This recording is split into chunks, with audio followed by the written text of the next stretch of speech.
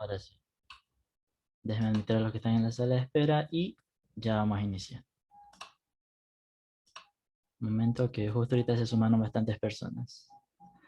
Listo, ahora sí. Bueno chicos, ¿qué tal? Bienvenidos a este webinar gratuito sobre Introducción a la Comunicación Académica y Matemática 04. Mi nombre es Kevin Cáceres. Yo soy quien les va a dar la clase de Introducción a la Comunicación Académica. ¿Qué es lo que vamos a ver? Como se les indicó en la publicación, como se les indicó por mensaje, lo que nosotros vamos a ver es todos los temas de la unidad 1 de Introducción a la Comunicación Académica para las distintas carreras que ven la materia. Independientemente de qué carrera sea, todos ven los mismos temas en lo que respecta a Comunicación Académica y Matemática 04. También, como se les indicó, en estos momentos estamos con ICA y de 6 a 7 vamos a ver Matemática 04. Ahora sí, déjenme invitar a los que están en la sala de espera para iniciar. Asimismo, cualquier duda que tengan, siéntanse en la libertad de levantar la mano, que el chiste de esta clase, de este webinar, es que interactuemos entre nosotros y que todos podamos esclarecer nuestras dudas relacionadas a la materia como tal. Ahora sí. Bueno, para iniciar, como saben, la unidad 1 tiene como nombre Conocimiento Científico, Comunicación y Lenguaje. Y el primer tema de esta unidad, que es el que vamos a ver nosotros, es concepto e importancia del conocimiento científico, comunicación y lenguaje. A su vez, este primer tema tiene 3 subtemas, que son el subtema 1, conceptos, elementos de la comunicación, diferencia entre comunicación y expresión. El subtema 2 es relación de la comunicación con lenguaje, lengua, habla, norma, uso y dialecto. Y, que me indican en el chat, la matemática es desde las de 6 a 7, si mal no recuerdo. Igual, en el grupo en el que ingresaron se les pasó el horario. Y el subtema 3 es funciones y vicios del lenguaje.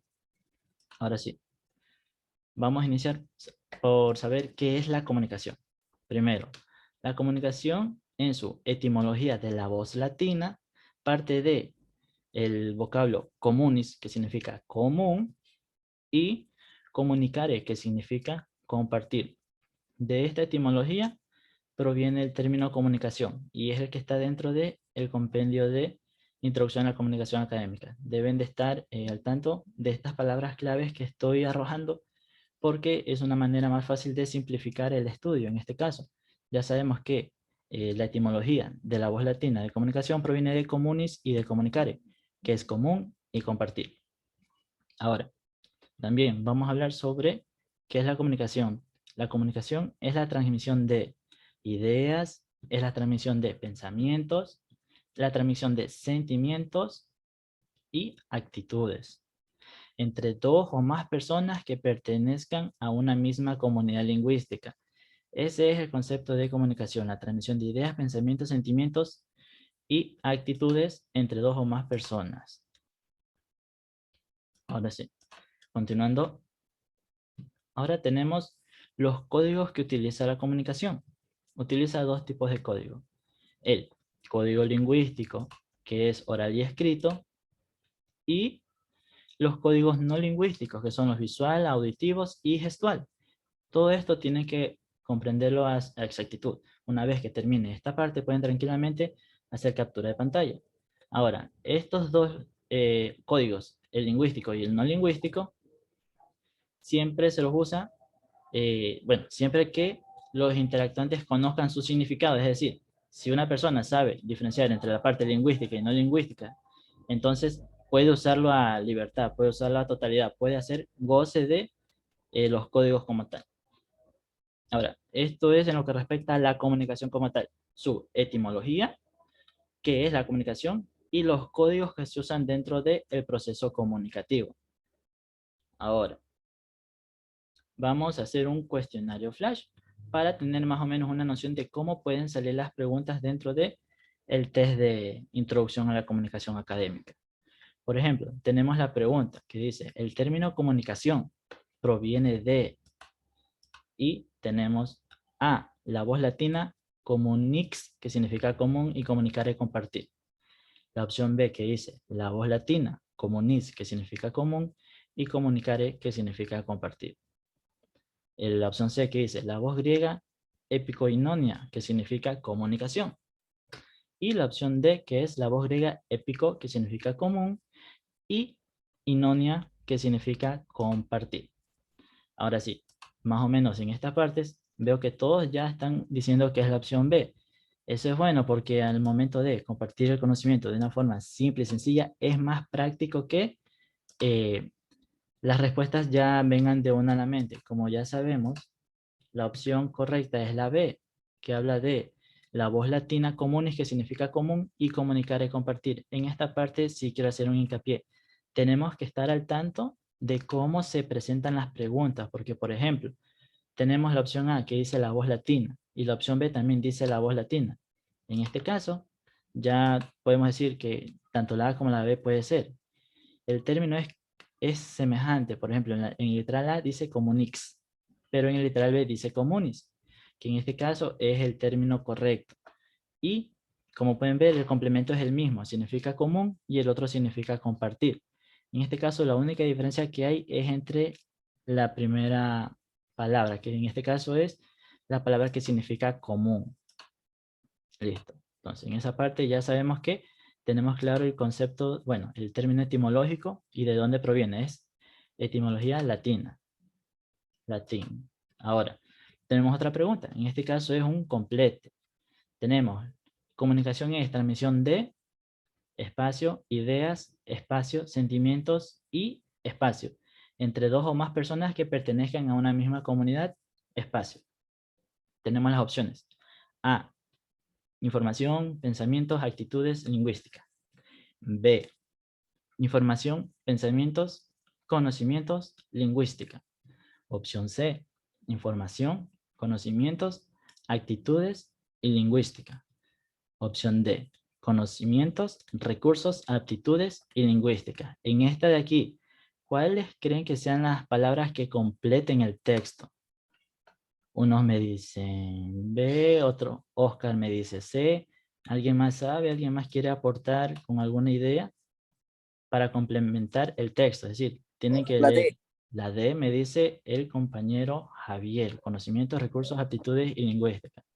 Michelle me dice A, Amber me dice A, Michael me dice la C, Eduardo dice la B y otros compañeros dicen la D. Vamos a ver cuál es la respuesta correcta. En este caso ya les compliqué un poco más la pregunta porque casi todos los términos se parecen. Ese es el punto aquí. Yo lo que les recomiendo es que practiquen de esta forma. Es decir, cuando ustedes vean sus respectivas clases, luego de tener las clases, le digan a alguien que, ¿sabe qué? Elabórame unas preguntas, lo más difícil que puedas, para que de esa forma, respondiendo ustedes mismos, puedan aprender la respuesta. En este caso, la respuesta correcta es la A, que es información, pensamientos, actitudes y lingüística. ¿Qué dice el texto completo? La comunicación es transmisión de información, ideas, pensamientos, sentimientos y actitudes entre dos o más personas que pertenezcan a una Buenas. misma, ¿sí? A una misma comunidad La lingüística. de comunicación previene de la A y la B, perdón, la A y la B son lo mismo que se han escrito. Miren las ¿O me estoy opciones. confundiendo? La opción A dice información, pensamientos, actitudes y lingüística. Y la opción B dice información, pensamientos, conocimientos y lingüística. En este caso es un término que está diferente. Si ven cómo hacerlo al apuro puede ser, puede dificultar todo, porque en este caso estamos diciendo que usted dijo que tanto la A como la B es lo mismo, pero hay un término de diferencia. En este caso, en la opción A, que es la respuesta correcta, tiene el término actitudes. Y en la opción B, que es la incorrecta, tenemos el término conocimientos en lugar de aptitudes. Si retrocedemos, déjenme retroceder. Ya, aquí tenemos. ¿Dónde está el término? Aquí está. Transmisión de ideas, pensamientos, sentimientos y actitudes.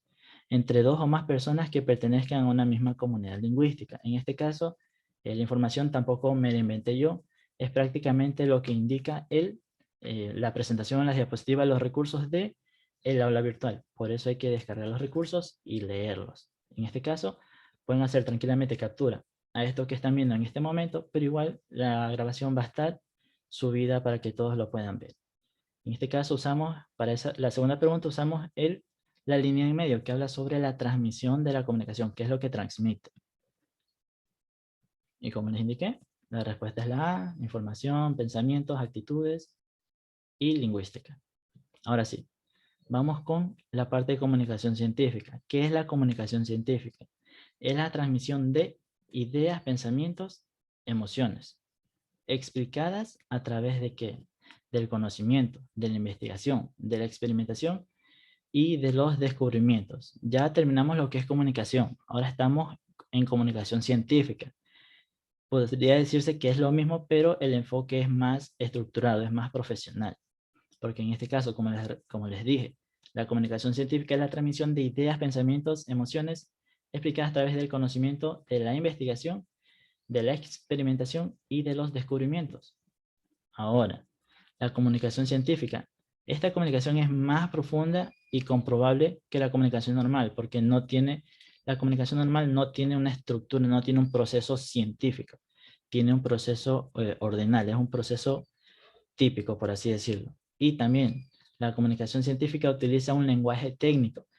Esta es la forma en la que se puede diferenciar el concepto de comunicación normal del de comunicación científica, porque la comunicación científica es técnico, el lenguaje siempre es técnico, en referencia a las diversas ciencias. Por ejemplo, en psicología. En psicología usamos terminología, yo soy psicólogo, en psicología usamos terminologías técnicas de la propia área. Las terminologías técnicas que usamos, el lenguaje técnico que usamos los psicólogos, no es el mismo que los ingenieros, no es el mismo que los enfermeros, no es el mismo que los docentes, no es el mismo que el personal de actividad física y deporte, no es el mismo en ninguna de las áreas. Por eso la comunicación científica se la reconoce, porque su lenguaje es técnico y es diferente dependiendo de la carrera en la que se dé. Ahora, en lo que respecta a las clases de comunicación, hay dos clases de comunicación, la recíproca y la unilateral. En lo que respecta a la recíproca, se da cuando se establece un intercambio entre el emisor y el receptor. El ejemplo más típico y el que es más probable que le salga es un diálogo. También vamos a identificar en un diálogo, en un ejemplo más adelante, la parte del emisor y el receptor. Eso es en la recíproca, es el intercambio de información, es la parte más básica de la comunicación. Y en la parte unilateral se da cuando el emisor envía un mensaje y el receptor escucha. En este caso una conferencia. Simplemente hay un envío un momento, que me indican en el chat. Ya, al último les voy a indicar todo lo que respecta a las preguntas. Ahora, en lo que respecta a la unilateral, ¿cuándo se da? Cuando el emisor transmite el mensaje, pero el receptor no responde. Simplemente hace la función de receptor nada más. Simplemente recibe la información y la comprende. En este caso, una conferencia o, por ejemplo, lo que estoy haciendo yo en este momento. Yo estoy enviando el mensaje y ustedes simplemente lo están escuchando, lo están recibiendo. No hay en este momento un intercambio. Si ustedes me hacen una consulta, si alguien levanta la mano ahora, si alguien se pone a hablar conmigo, ya pasamos de una comunicación unilateral a una comunicación recíproca, donde yo estoy intercambiando ideas con una persona que también está haciendo una respectiva consulta. Esa es la diferencia entre estas dos clases de comunicación, la recíproca y la unilateral. Ahora, los elementos de la comunicación. En primer lugar tenemos el emisor, que obviamente esto ya lo vimos desde el colegio, así que ya sabemos que el emisor es la persona que habla, escribe o emite o transmite el mensaje. Es la persona que, en este caso yo soy el emisor. Referente, ¿qué es? Es la realidad extralingüística o entorno ambiental, social y humano que condiciona el hecho comunicacional y al que hace referencia el mensaje. Ya este término es un poco más complejo, pero hablando de forma simple, por así decirlo, el referente es el contexto. Es la situación en la que se da el proceso comunicativo. Luego tenemos el mensaje, que como ya sabemos, es la información que nosotros queremos transmitir. El código, ¿qué es el código? Es el sistema de signos lingüísticos que utilizamos para comunicarnos. En este caso, el emisor usa el código para transmitir un mensaje. El emisor ya sabe qué código usa. Y luego tenemos el receptor, que es el que recibe y decodifica el mensaje, que es el destinatario del acto comunicativo. El emisor usa un código que él conoce para transmitir un mensaje. Y el receptor lo que hace es decodificar, es decir, analizar y comprender ese código para saber qué mensaje llega, para saber el estilo del mensaje. Y el canal es el medio físico que se utiliza para transmitir un mensaje. Ahora, esta parte, si la comprendieron, alguna duda, algún ejemplo que quieran en lo que respecta a mensaje, código, canal, receptor, cualquier duda que tengan, siéntanse libres de levantar la mano y hacerlo.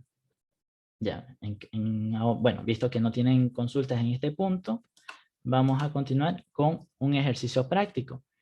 Vamos a identificar los elementos de la comunicación con una imagen que, como ustedes ven, está también en sus recursos del aula virtual. Tenemos esta imagen donde es una conversación entre un chico y una chica. En este caso es una caricatura de una historieta. Tenemos los roles pertinentes, en este caso. El emisor, que es el chico que transmite el mensaje que dice: estoy tan contento con la nueva maestra, es tan bondadosa, simpática, qué sé yo, es extraordinaria. Eso es lo que dice el emisor. Se lo dice al receptor, que en este caso es la chica. Y lo que transmite como tal es el mensaje.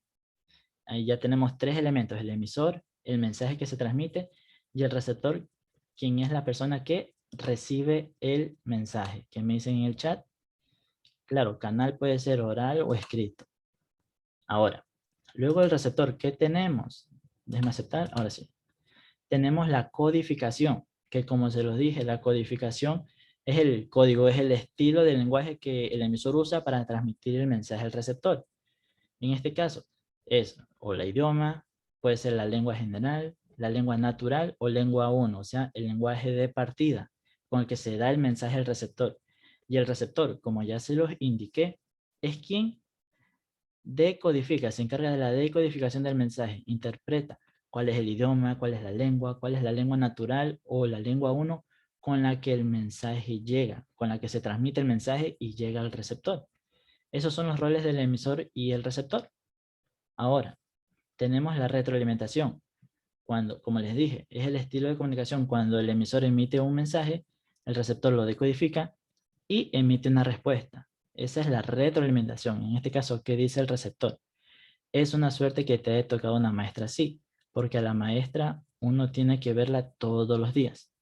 Esa es la retroalimentación que hace la chica en base al mensaje codificado del emisor. Luego de eso, ¿qué podemos tener también? Un canal. Un canal inclusive puede ser se puede dar fuera del proceso comunicativo. Puede ser algo que, en este caso, se intrometa, se interponga o se ponga en contra del proceso comunicativo, que lo dificulte. En este caso, ruidos, son ruidos externos. En este caso, si la comunicación se da en un espacio abierto, por ejemplo, el canal ya vendría a ser algo que se interponga en el proceso comunicativo. Y a todo esto, ¿cómo lo llamamos? Lo llamamos contexto. Este es el contexto donde se da el proceso comunicativo con todos sus elementos, tanto emisor, receptor, mensaje, codificación, decodificación, retroalimentación y en este caso el canal. Se puede dar hasta el lenguaje de señas. Son todos los medios por el que se establece la comunicación. En este caso, la codificación, el código es el estilo en el que se transmite el mensaje. Puede ser idioma, puede ser lengua normal, puede ser lengua de señas. Aquí es donde se interpreta este punto. Ahora, continuando con los temas, tenemos las barreras de la comunicación. Una vez que comprendimos las bases de los elementos de la comunicación, de qué es la comunicación y la comunicación científica como tal. Igual son conceptos bases que salen para que ustedes comprendan lo que va a venir en sus clases de introducción a la comunicación académica. Es para que puedan aprovechar los recursos que les da la universidad. Ahora sí, En lo que respecta a las barreras de la comunicación, tenemos primero las semánticas. ¿Qué dice las semánticas? Que es la parte de la lingüística que se encarga de estudiar el significado de las palabras. Muchas de ellas tienen oficialmente varios significados. ¿Semántica qué es? Significado de las palabras. Es el estudio del significado de las palabras.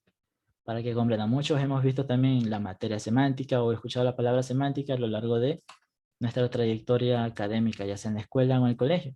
Y para recordarlo, semántica es eso, la parte de la lingüística que estudia el significado de las palabras.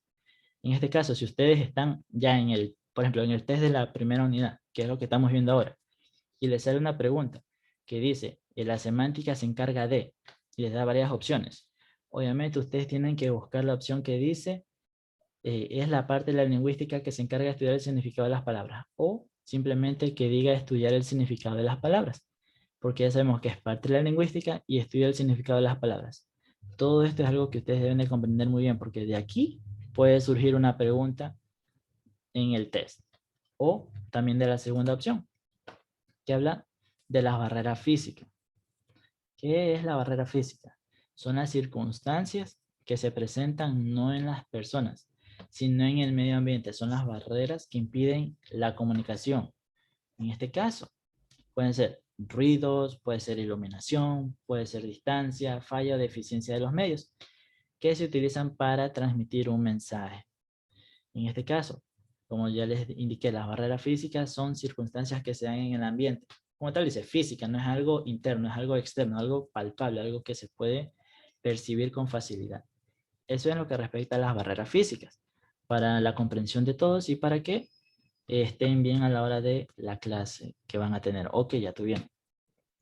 En lo que respecta al punto C, son las fisiológicas. ¿Qué dice las fisiológicas? Son las deficiencias que se encuentran en la persona, ya sea del emisor o del receptor, que son factores frecuentes que entorpecen o deforman la comunicación. En este caso, cuando hablamos de fisiología, estamos hablando de la persona como tal, del organismo. En este caso puede ser cualquier deficiencia que se encuentre en nosotros que entorpezca el acto comunicativo. Puede ser, qué sé yo, tartamudez, puede ser inclusive un problema que tengamos dentro del organismo que no nos permita estar establemente constante y cualquier otro problema que sea propio de la persona. Cualquier cosa propia del cuerpo que entorpezca el acto comunicativo. Ahora, el punto D son barreras psicológicas ocasionadas, ¿por qué? Dice, a veces por el agrado o por el rechazo hacia el receptor o emisor. Se puede dar de un lado o del otro lado, según sea el caso o incluso al mensaje que se comunica. La deficiencia o deformación puede deberse también a qué? A estados emocionales o a perjuicios para aprobar o desaprobar lo que se le dice. En este caso, la barrera psicológica, o sea, la barrera que impide la comunicación exitosa, puede ser el miedo del emisor a transmitir mal un mensaje. ¿Dónde vemos esto? En las exposiciones, en las presentaciones teatrales. Todos hemos pasado alguna vez por eso antes de lo de la pandemia, cuando era todo presencial, ya sea en la escuela o en el colegio. Nos daba miedo exponer, hablar, decir algo hacia los demás por miedo a que se rían. Ese miedo es la barrera psicológica, que se centra en la parte emocional de la persona. Se puede dar tanto del receptor como del emisor. Tenemos también las barreras verbales, que estas que son, como dice ahí, son las formas de hablar que se interponen en la comunicación. A modo de ejemplo, personas que se hablan muy rápido o no explican muy bien las cosas. En este caso, puede estar relacionado a un problema fisiológico, en este caso, como, qué sé yo, un problema en el labio que no te permite comunicarte con claridad. Pero en este caso, el problema fisiológico conlleva a una barrera verbal. Eso es también lo que respecta a las barreras verbales, o también puede ser la falta de, en este caso, coordinación a la hora de transmitir un conocimiento. En este caso, por ejemplo, si yo me pongo a hablar muy rápido y me pongo a decir las cosas de una forma desordenada, entonces ya estoy aplicando una barrera verbal, porque no ordeno mis ideas y no las transmito de forma pasiva. Y así vendría a ser el punto E. Continuando, tenemos el punto F, que son las barreras interpersonales. ¿A qué nos referimos con interpersonales? Es el asunto entre dos personas que tienen efecto negativo en la comunicación mutua. Estas barreras interpersonales más comunes son las suposiciones incorrectas y las percepciones distintas. En este caso, ¿cuándo se da? Cuando se emite un criterio hacia una persona y no la interpreta de la forma correcta. A todos nos ha pasado eso. Esas son las barreras interpersonales, cuando el mensaje no llega de la forma que debería llegar hacia la otra persona. El emisor lo transmite de una forma determinada, pero el receptor no lo recibe de esa forma. Por eso es que ingresa la fase de decodificación, donde el receptor decodifica los elementos del mensaje, es decir, el idioma, la suposición del mensaje, la intencionalidad mismo del mensaje. Por eso es importante reconocer los elementos de la comunicación. Claro, o sea, y la ignorancia es algo que tenemos todos, o sea, no todos comprendemos al mismo nivel, no todos comprendemos lo que la otra persona comprende. Eso es parte de las diferencias individuales. Cada uno piensa, cada uno habla, cada uno reacciona por su propio ser. No hay dos personas que piensen iguales, no hay dos personas que se expresen iguales, no hay dos personas que traten iguales a una misma persona. Todos somos diferentes y todos emitimos un criterio distinto. Por eso es lo que normalmente se puede dar, las barreras interpersonales. Las que más se dan son las interpersonales y las psicológicas desde mi punto de vista. Ahora, ¿qué es lo que ustedes tienen que aprender aquí? El orden de las barreras. Porque si ustedes se dan cuenta en la presentación de en sus diapositivas de la clase, las tienen en este mismo orden: semántica, física, psicológica, fisiológica, psicológica, verbales e interpersonales. En este caso, ¿qué pregunta les puede salir de aquí, ya teniendo todas las barreras? Sería, identifique el orden correcto de las barreras de la comunicación. Entonces tienen varias opciones que son desordenadas. En este caso ya ustedes saben cuál es el orden correcto de las barreras. Inicia con semántica, pasa por las físicas, siguen las fisiológicas, posterior a eso vienen las psicológicas, vienen las verbales y termina con las interpersonales. Ese es el orden de las barreras de la comunicación. Ahora, continuando con el siguiente punto, tenemos las diferencias entre comunicación y expresión. Esta parte es sencilla porque solamente son dos. En este caso, ¿qué es comunicación? Expresar, bueno, en lo que respecta a expresión, perdón. Expresar es manifestar los pensamientos, actitudes y sentimientos por medio de la palabra, de los gestos o de los comportamientos. En este caso, ¿dónde se puede dar más esto? En el contexto dramaturgo, o sea, en la parte escénica, en el teatro, donde por medio de la expresión, ya sea corporal o ya sea en la expresión de la modulación de la voz, se emite un pensamiento, se emite una actitud o se da a conocer un sentimiento. También se da en las declamaciones, donde se puede transmitir un sentimiento de euforia por medio de las palabras y de los gestos que se hacen, ya sea gesto fuerte, ya sea gesto suave o cualquier otro gesto que se pueda hacer. Eso es lo que respecta a la expresión, para que puedan comprender en su totalidad con los ejemplos del día a día. Y en lo que respecta a la comunicación, tenemos que comunicar es transmitir y recibir. Requiere una respuesta inmediata o inmediata. En este caso, la comunicación es eso: transmitir conocimiento y recibir. Es el acto comunicativo, donde intervienen todos los elementos que ya hemos visto, de los que ya hemos hablado, del emisor, receptor, código, mensaje, canal. En este caso, ¿qué significa la respuesta inmediata o inmediata? Inmediata es una respuesta en un periodo de tiempo que no es obligatoriamente en el preciso instante. Por otro lado, inmediata es la respuesta que se tiene que dar en el instante. Esas son las diferencias entre comunicación y expresión. En expresión, manifiestas los sentimientos, pensamientos y actitudes. Y comunicar simplemente es transmitir y recibir información. Ahora, continuando, una vez ya claramente establecida la diferencia entre comunicación y expresión, vamos a el tema del lenguaje y la comunicación. Primero, ¿qué entendemos por el lenguaje? Facultad humana de comunicación. Ese es el concepto general del lenguaje, que también está dentro de las diapositivas de sus clases. Luego, ¿qué tenemos por lenguaje? Que se subdivide en diferentes niveles. La expresión máxima del lenguaje es el habla, porque como ya ven en el cuadro de arriba, lenguaje es la facultad humana de comunicación. En este caso, La habilidad máxima del lenguaje es el habla y la mínima escala es el idiolecto. Ya vamos a ver qué es el idiolecto. Ahora, en lo que respecta a la lengua, ¿qué es la lengua? Es el conjunto de elementos, tanto escritos como orales, que intervienen en la comunicación. Es un código social y una facultad universal, compartida por todas las personas y no se la puede cambiar. En este caso, al hablar de elementos escritos como orales, decimos, decimos que son aquellos elementos que terminan en el acto comunicativo. En este caso, el lenguaje, que es nuevamente es el acto de comunicación, o sea, con su facultad máxima, que es el habla, y su facultad mínima, que es el idiolecto. Y la lengua son los elementos que propician esa comunicación. En este caso, escritos u orales. En lo que respecta al habla, ¿qué es? Es el uso de estos elementos, es decir, el uso de la lengua dentro de las características propias de cada comunidad lingüística.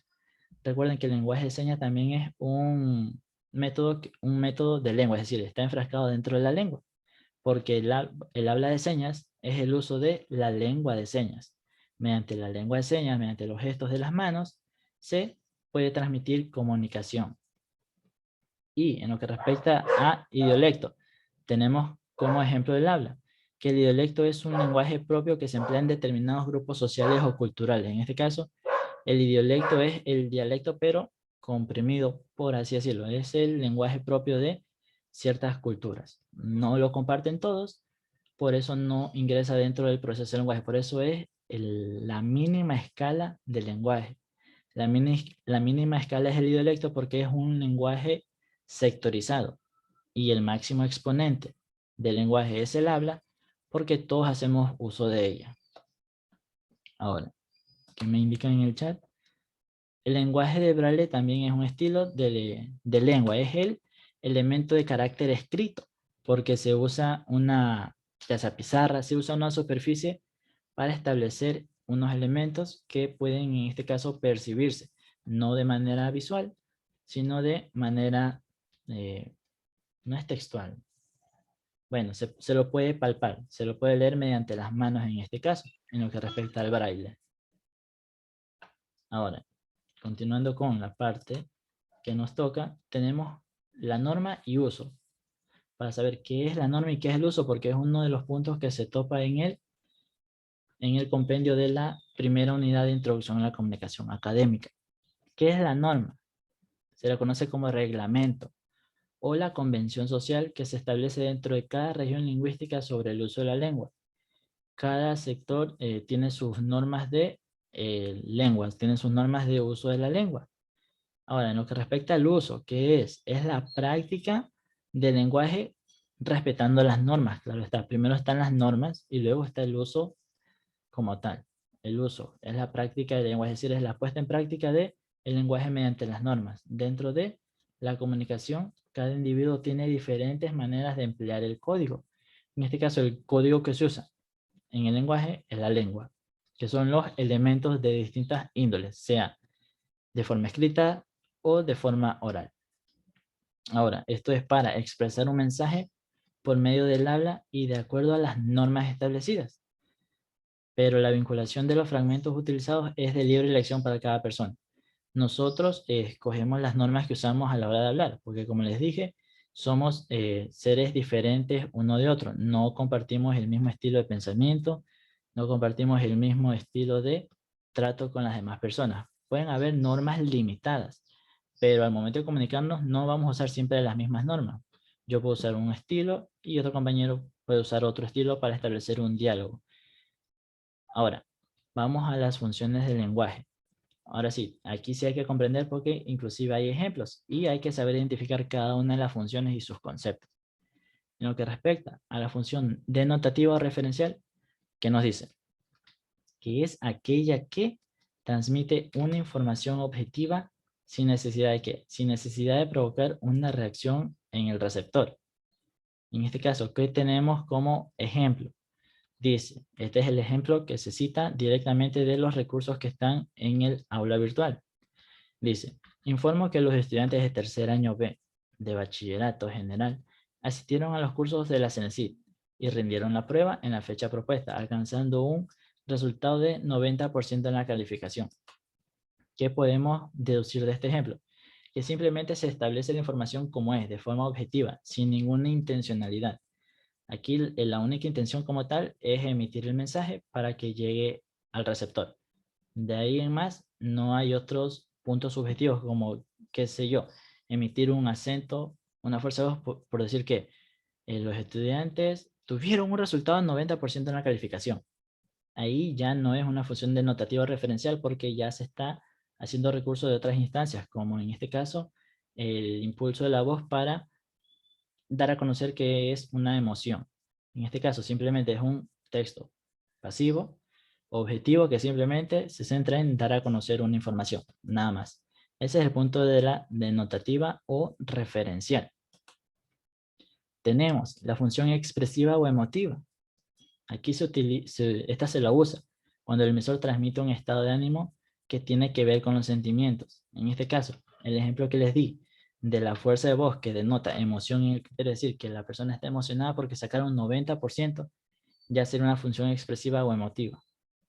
En este caso, tenemos un ejemplo que dice, mujer insólita, gacela de paganas creencias de la sociedad. Te deslumbras con ansiedad, vuelas alto y abrazas como majestad. No caigas, nunca, sé fuerte ante la tempestad. En este caso, estamos también teniendo un estado de ánimo de empatía hacia la mujer, en lo que respecta al ejemplo que estamos viendo en la función expresiva. La siguiente función, ¿cuál es? La apelativa. El propósito de esta es influir en el receptor para que él reaccione ante el mensaje recibido. Tanto así, como lo ven ahí, que es capaz de obligar a hacer algo o dejar de hacer algo.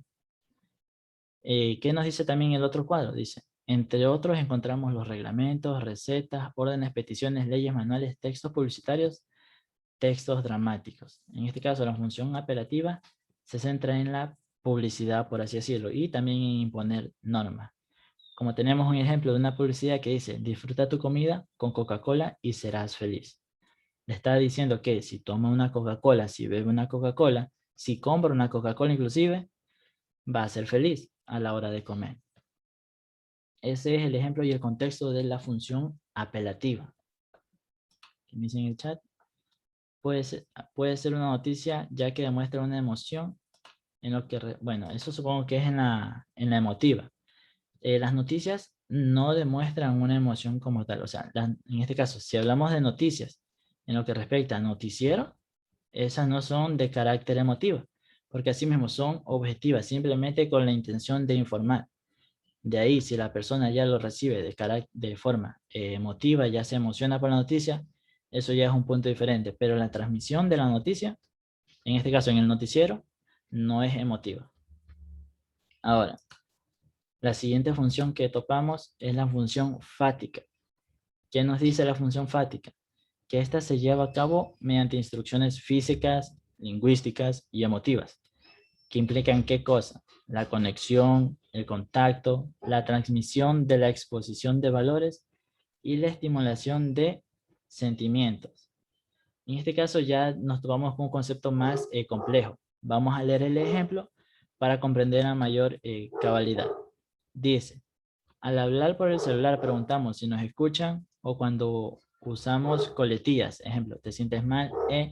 Hoy lo pasé genial en la piscina, ¿sabes? En este caso son muletillas, son recursos extra que se usan para complementar la información.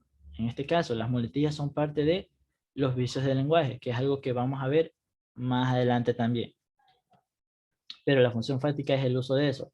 Es la extensión de una oración, por así decirlo, mediante instrucciones lingüísticas para conectar el texto y transmitir una idea como tal.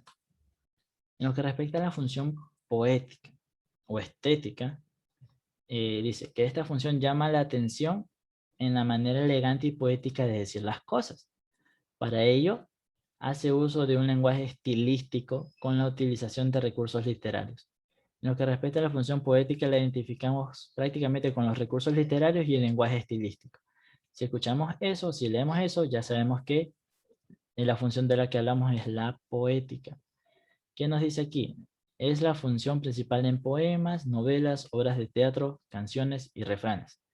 Por ejemplo, la poesía de El alma en los labios de Medardo Ángel Silva. Ese es el estilo poético, el uso del lenguaje estilístico, adornado y el goce de recursos literarios. La metalingüística. Tenemos que se manifiesta cuando se usa la lengua para hablar de la misma lengua u otra cualquiera. Aquí ya viene incluido el ejemplo. Dice, no se puede decir hubieron estudiantes rezagados. Lo correcto sería, hubo muchos estudiantes rezagados. O she es el pronombre femenino singular en inglés. El propósito de esta función es centrarse en el código lingüístico del que se hable. En este caso, estamos, bueno, en lo que respecta al ejemplo, habla de el correcto uso de las terminologías, porque como vemos en el primer ejemplo, está el término hubieron, pero ya se da la corrección, y en este caso se da el término correcto, que dice hubo muchos estudiantes. Es una forma de descontextualizar.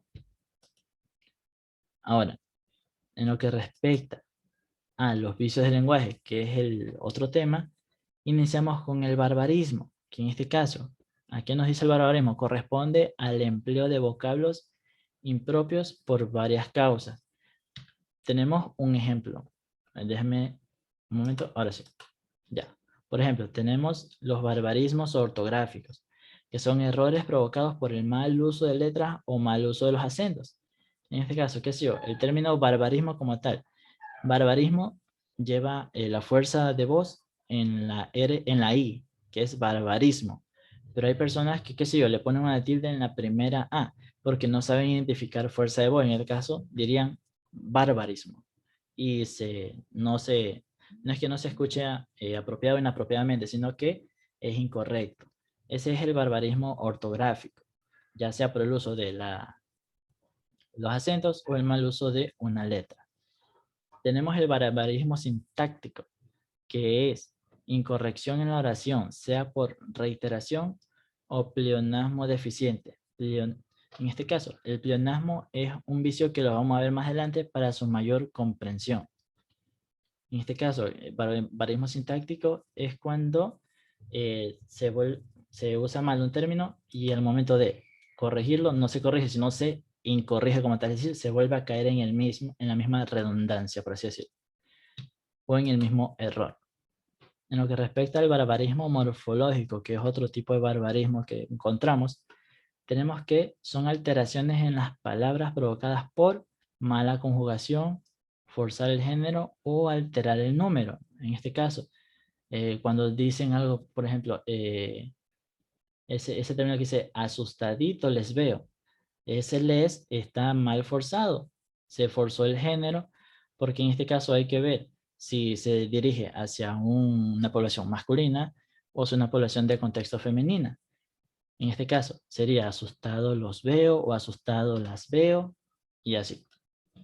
Eso es lo que respecta al barbarismo morfológico. Ya, para las personas que por algún motivo no me escuchan, sí les recomiendo que revisen bien el audio, porque ya hice prueba de sonido y sí me escucho bien. Ahora, exactamente, en lo que respecta a lo que dice el compañero Oscar Arias, en el barbarismo sintáctico, tenemos la incorrección, es decir, la corrección negativa. La persona escribe aiga, pero se da cuenta que escribió mal en WhatsApp. Tú escribes aiga, te das cuenta que escribiste mal y para corregir mandas el haya con con un asterisco, que no sé por qué, pero lo usan para mandar un mensaje como corregir. En este caso, si nosotros nos equivocamos en la segunda vez, estamos haciendo barbarismo sintáctico, porque estamos tratando de corregir algo, pero al no tener el término correcto, lo corregimos mal. Y el barbarismo morfológico, que es el que ya vimos, que es la alteración provocada por la mala conjugación de los términos. Continuando con los barbarismos, tenemos el barbarismo léxico, que es la utilización de palabras impropias, sea por estar obsoleta, ser innecesaria o ser extranjerismos que tienen su equivalente en nuestro idioma. En este caso, cuando ahorita que está de moda de usar términos, por ejemplo, fuera de países, términos mexicanos aquí en el contexto ecuatoriano. Eso es barbarismo léxico, o sea, no usar nuestras terminologías propias, sino usar extranjerismos.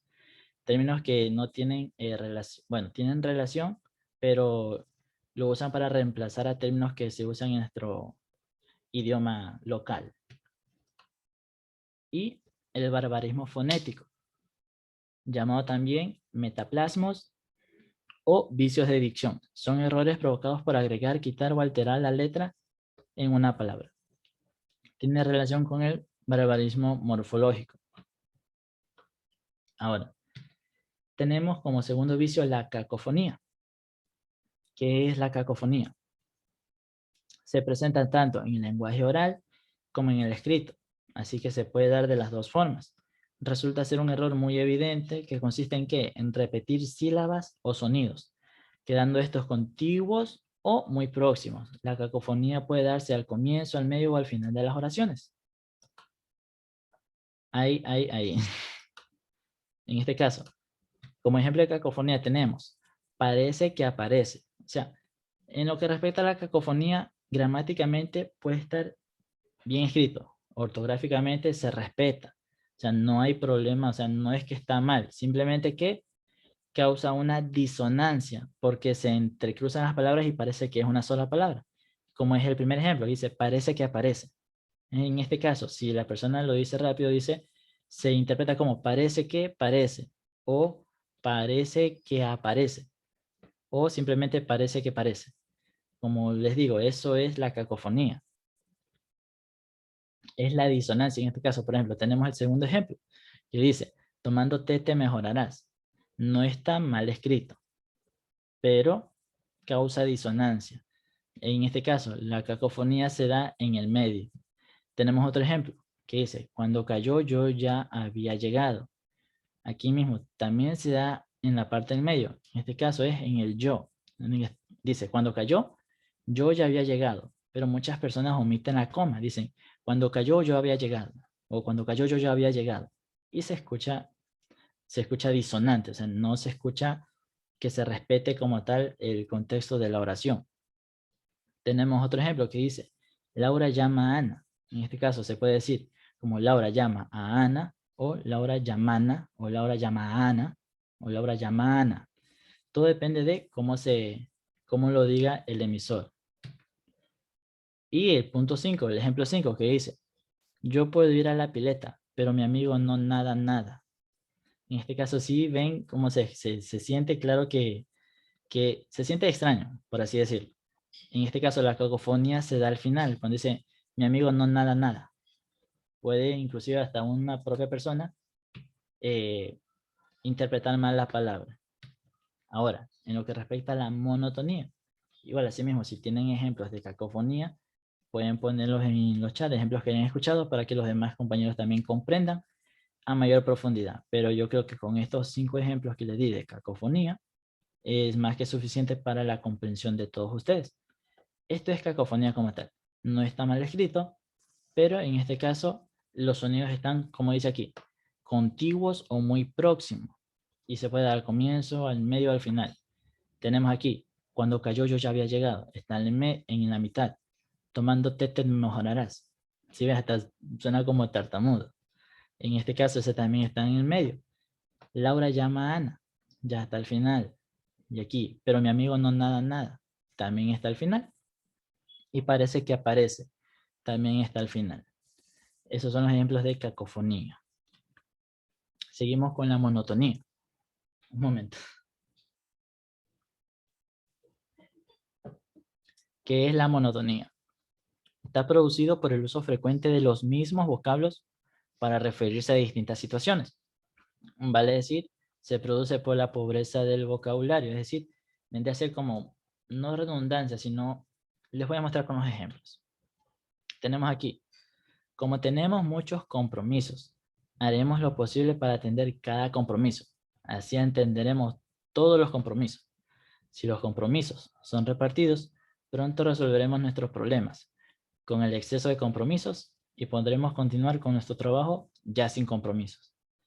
Eso es una monotonía. En este caso, la pobreza del vocabulario nos hace repetir la misma palabra una y otra vez.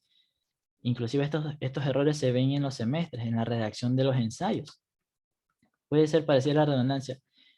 Es redundancia de una palabra, claro está, O sea, es la repetición constante de una palabra por pobreza de vocabulario, o sea, por no decir una palabra diferente. Por ejemplo, en la corrección podría ser, como tenemos muchos compromisos, haremos lo posible para atender cada uno de ellos y así atenderemos todos nuestros pendientes.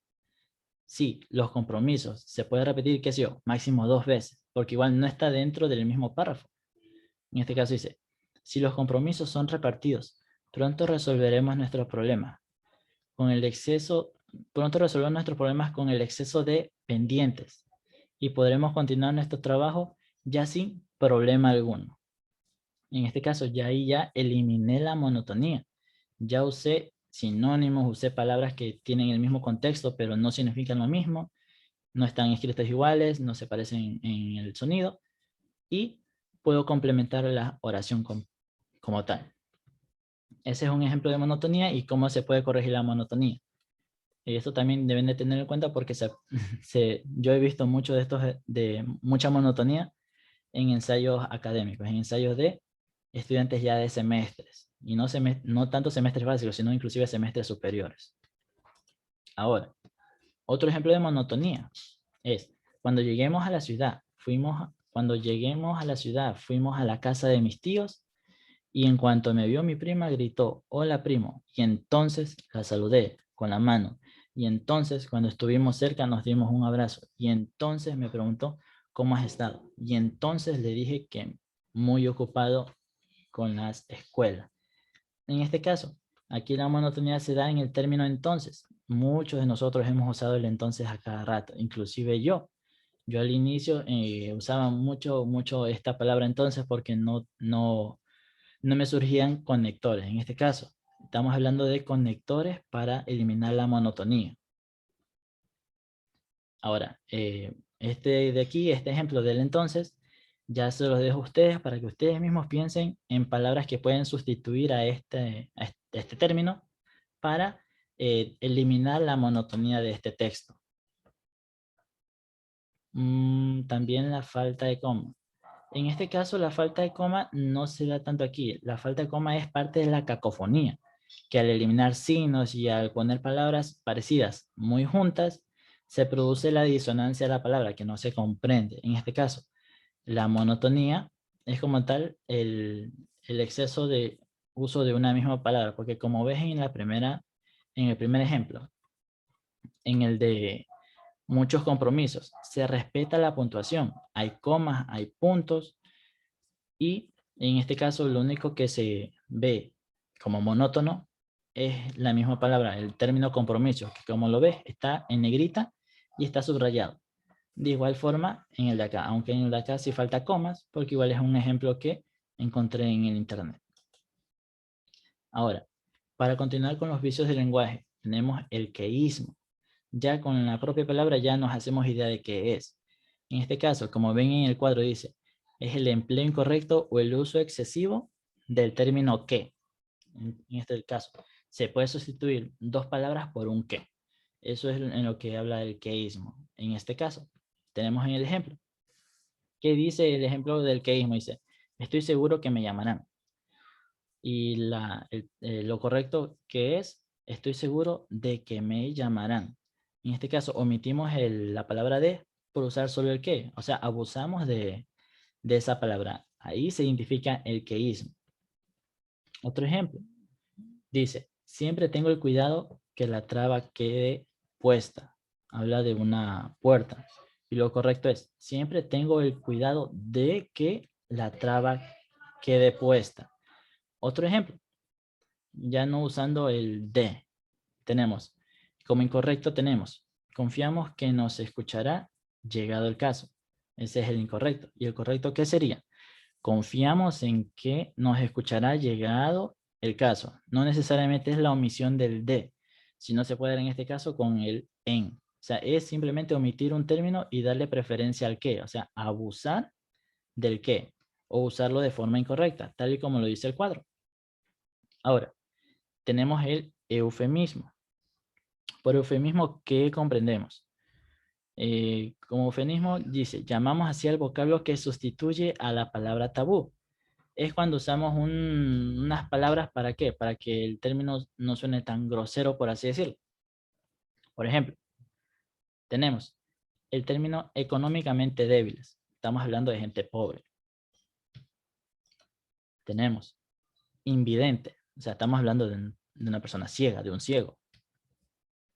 Tenemos incremento negativo. Es un término que habla sobre la pérdida, ya sea de recursos, de dinero o cualquier cosa por el estilo. Dice, es un incremento negativo, o sea, está subiendo para abajo.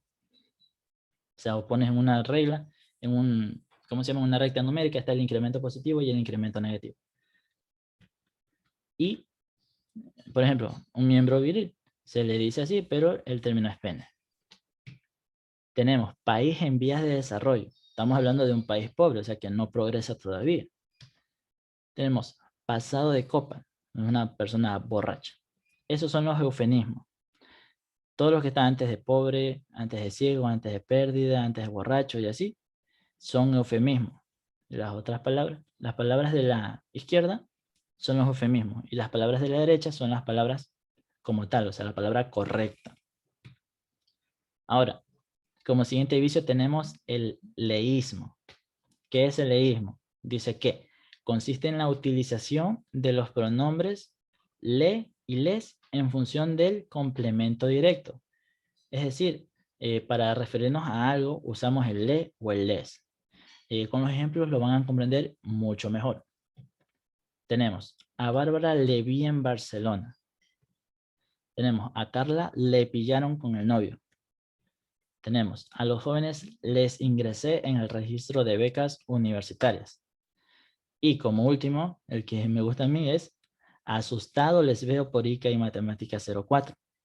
En este caso, ese es el leísmo, el uso excesivo o el mal uso del le y del les en las oraciones.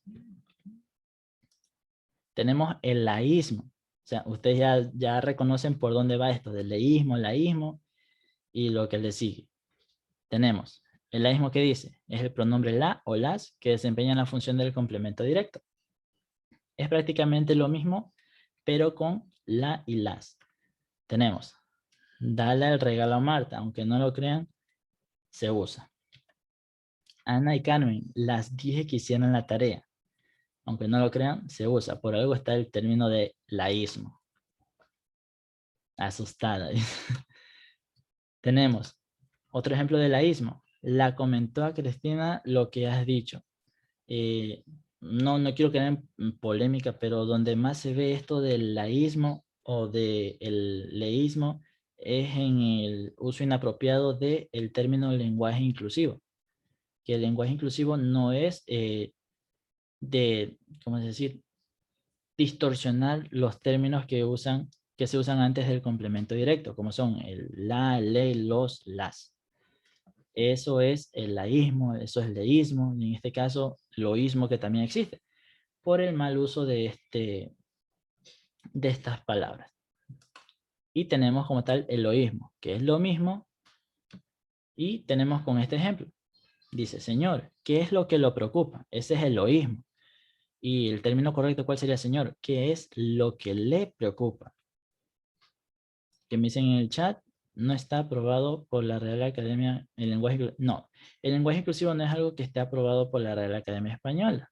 Lo que, bueno, en este caso desde la psicología, ¿qué te puedo decir que es el lenguaje inclusivo? Es el lenguaje de señas, es el braille, es en este caso todo tipo de lenguaje que agrupe a personas que están socialmente rechazadas. En este caso son las personas ciegas, las personas sordas, las personas mudas, que no pueden comunicarse. El lenguaje escrito, el lenguaje oral, el lenguaje simbólico. Eso podría decirse que es un lenguaje inclusivo porque agrupa todas las esferas que conforman la sociedad. Continuando con el loísmo, tenemos el señor, ¿qué es lo que lo preocupa? Que ese es el término incorrecto. Y el término incorrecto que es el que les acabo de mencionar. Otro ejemplo. Dice, he terminado el documento. Échalo un vistazo a ver qué te parece. Aunque no lo crean, aunque a algunos les parezca absurdo, es algo que se da y es algo que alguna vez vamos a escuchar. Y el término correcto es: he terminado el documento, échale un vistazo a ver qué te parece. Tenemos como otros vicios de lenguaje las muletillas. ¿Qué entendemos por muletillas? Son las frases que se usan como apoyo expresivo para quienes tienen un léxico limitado. Es como lo que vimos en la redundancia, que es en este caso el uso de la misma palabra o el uso de otras palabras que no son, o sea, que se repiten con mucha frecuencia. En este caso, las muletillas no solo también se pueden usar para personas que tienen un léxico limitado, sino también se pueden usar para captar el interés de una persona. Y vamos a ver ejemplos. Porque no necesariamente el vicio de lenguaje es algo como que malo, que no se va a dar, sino es algo que se da porque o es por pobreza de lenguaje o es por parte de una estrategia. En este caso, por ejemplo, dice, ¿qué te iba a decir? Ah, sí, vamos al cine mañana. O sea, el ¿qué te iba a decir? Ah, sí, es una muletilla, pero lo usa para causar interés en la persona, por así decirlo. Dice, la verdad es que la película no me gustó nada.